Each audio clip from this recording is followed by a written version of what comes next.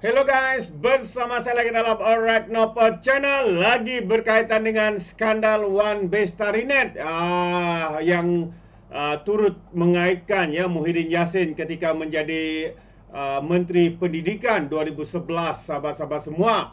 Jadi apakah yang dikatakan oleh Siti Aisyah ya berkaitan dengan isu ini? Ini yang menarik untuk kita tonton bersama video ini, sahabat semua. Dan keduanya adalah tuduhan Muhyiddin bahwa kerajaan ini zalim, kerajaan ini sengaja ya melakukan tekanan ya kepada pembangkang dan sebagainya. Jadi ini sekali lagi jawapan daripada Perdana Menteri kita. Jadi untuk yang pertamanya, tanpa membuang masa, saya ingin membawakan Anda sahabat semua kenyataan ya daripada ataupun ulasan daripada Siti Aisyah berkaitan dengan isu ini. Assalamualaikum warahmatullahi wabarakatuh. Selamat sejahtera seluruh rakyat Malaysia. Isu One Bestarinet semua dah tahu 4.7 bilion wang yang disebut sebagai angka. Faktanya Tan Sri Muhyiddin Yassin ialah Menteri Pendidikan pada ketika itu. Saya nak sebut tambahan faktanya, Tan Sri Muhyiddin Yassin menjadi Menteri Pendidikan Malaysia pada tahun 2009 sehingga 2015.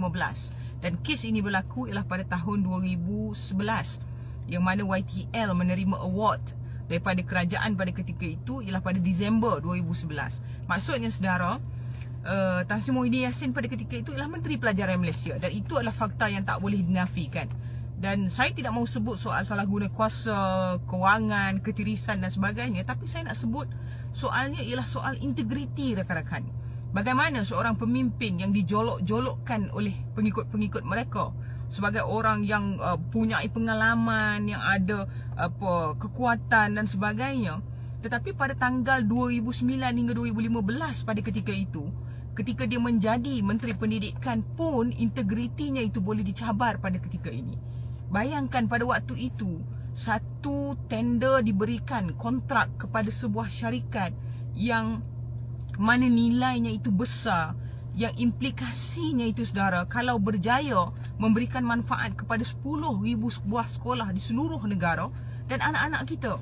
Tapi malangnya, akhirnya apa yang diharapkan daripada usaha itu tidak berlaku. Sebab itu saya sebut soal integriti Tan Sri Muhyiddin Yassin yang saya sebut sebagai Menteri Pendidikan pada ketika itu. Takkanlah saudara, sebagai seorang menteri yang sedar, dalam keadaan sedar, memberikan tanggungjawab itu kepada sebuah syarikat, tak waimah kawannya sekalipun, mengambil sikap lepas tangan dan menyebabkan anak-anak kita terpaksa menghadapi implikasi-implikasi yang berpanjangan dan menyebabkan negara ini membazirkan wangnya kepada sesuatu yang tidak memberikan pulangan balik kepada mereka. Jadi saudara, isunya ialah isu integriti. Sebagai seorang menteri yang sedar dia memberikan sesuatu perkara itu kepada seseorang, tanggungjawab itu balik perlu kepada diri dia untuk menilai dan mengangkat semula, melihat semula keberjayaannya program itu, sama ada sampai ke tahapnya ataupun tidak. Tetapi inilah pemimpin yang diangkat oleh masyarakat, khususnya pengikut-pengikutnya, yang mengatakan perlu jadi Perdana Menteri.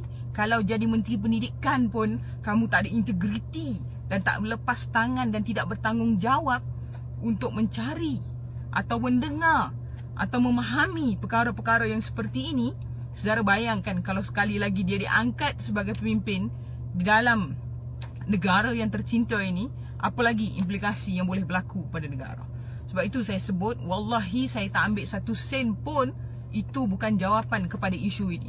Tetapi isunya ialah isu integriti.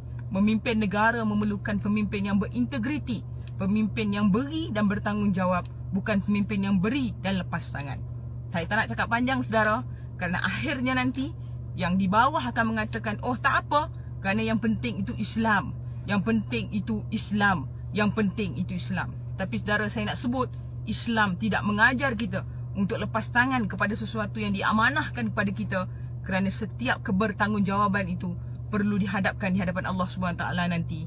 Dan kepada pemimpin, kalau nenggiri menolak mereka, takkan mahkota nak mengangkat pemimpin yang tak ada integriti sebagai wakil di kawasan mereka.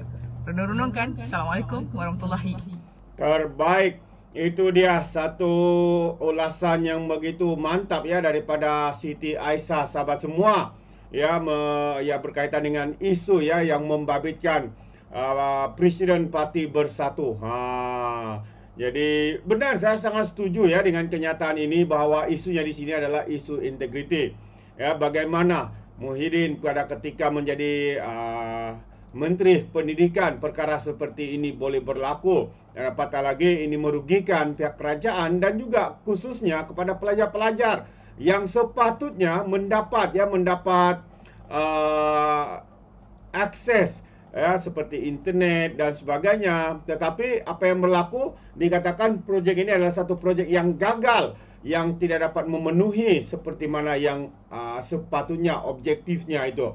Jadi sahabat semua, satu lagi adalah berkaitan dengan tuduhan kononnya hanya kerana Bersatu Perikatan Nasional mau mempertahankan hak bangsa dan agama, mereka pula didakwa berkaitan dengan isu 3R katanya. Jadi sahabat semua, dan mengatakan kerajaan ini zalim. Jadi hari ini saya ingin membacakan satu kenyataan daripada Perdana Menteri kita yang menyatakan bahwa kerajaan bukan zalim tapi tak akan berkompromi dengan isu 3R.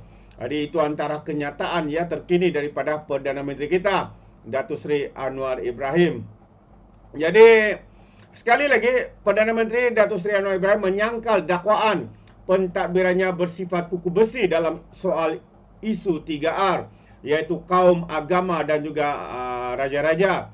Pada masa yang sama juga, Datuk Seri Anwar menegaskan dia tidak akan berkompromi dalam soal keselamatan rakyat. Ada pembangkang mengatakan kita zalim, kata tak boleh bicara soal isu 3R. Tidak betul, kata Datuk Seri. Kalau nak bicara soal agama Islam atau agama lain, nak bicara soal kaum, tak puas hati atau nak bantah, itu semua diizinkan. Tapi apa yang tak diizinkan adalah hasutan, ajakan ke arah keganasan atau menimbulkan pergaduhan antara kaum, katanya. Dan Datuk Seri Anwar juga ya sebagai pengurus CPS gabungan yang lantang menentang undang-undang menindas seperti akta hasutan pada masa lalu berkata, undang-undang terlalu longgar boleh membawa kepada salah guna. Pada masa yang sama dia mengakui undang-undang terlalu ketat juga boleh membawa kepada masalah-masalah lain. Jadi kalau kita lihat semalam Muhyiddin Yassin mendakwa kerajaan melihat perjuangan pembangkang untuk mempertahankan kedudukan Islam dan Bumi Putra sebagai kesalahan salah. Ya, sebenarnya mereka sudah memusingkan makna sebenar ya perkara yang membabitkan isu 3R ini. Ya, membabitkan isuan menggunakan bangsa dan agama untuk membuat hasutan, menyemai kebencian dan juga mungkin boleh mengganggu keharmonian kaum dalam negara kita adalah satu perkara yang sangat-sangat dibimbangi dan harus dia dibenteras seperti mana yang sedang berlaku ya di dalam negara kita yang dilakukan oleh pihak pembangkang. Ironinya kerajaan ini ketika zaman pembangkang ini kenyataan Muhyiddin ya. Katanya sebelum ini kuat memperjuangkan hak dan kebebasan rakyat atas nama reformasi, tapi hari ini mereka sudah menjadi diktator paling rakus katanya. Ini adalah satu tuduhan ya, satu tuduhan yang tidak bertanggung jawab. Karena seperti mana yang kita tahu ketika sebenarnya Muhyiddin ini meroyan ya karena dia didakwa dalam akta hasutan. Ya, karena pada satu PRK di Dua Negeri, beliau telah membuat satu kenyataan yang boleh dianggap sebagai biadab, kenyataannya menghasut dan juga mempertikaikan kuasa yang di Pertuan Agong kerana beliau tidak diangkat menjadi Perdana Menteri. Walaupun katanya dia sudah memiliki kursi yang cukup. Jadi ini adalah satu sebenarnya menunjukkan bagaimana Muhyiddin Yassin ini sebenarnya tidak berpuas hati ya. Tidak dapat menerima kenyataan yang beliau tidak menjadi Perdana Menteri ataupun Perikatan Nasional PAS dan Bersatu tidak menjadi kerajaan. Jadi hakikatnya apa yang mereka katakan ini adalah sesuatu yang tidak bertanggung jawab, yang boleh menimbulkan ketidaksenangan antara kaum dan menimbulkan huru-hara dan sebagainya. Jadi isu seperti ini harus dielakkan. Mereka tahu ya, tetapi kerana politik terdesak mereka sekarang ini yang mula nampaknya rakyat sudah mulai ya menolak PAS dan Bersatu. Jadi mereka begitu terdesak memang mengangkat ataupun menyentuh isu-isu sensitif menggunakan alasan bangsa dan agama untuk tujuan politik semata-mata. Itu pandangan saya. Dan saya setuju dengan Perdana Menteri Datuk Seri Anwar Ibrahim dan juga kenyataan daripada Siti Aisyah ini. Bagaimana dengan anda sahabat semua? Adakah anda setuju atau tidak? Anda boleh berikan komen di dalam ruangan komen. Jadi terima kasih, izinkan saya untuk mengundurkan diri dan seperti biasa peribahasa mengatakan tapak pun kangkap, 2 ton keinginan. Dalam bahasa Melayunya tepuk dada tanya selera. Sekian daripada Alright No Channel, saya kita berjumpa lagi. Bye bye.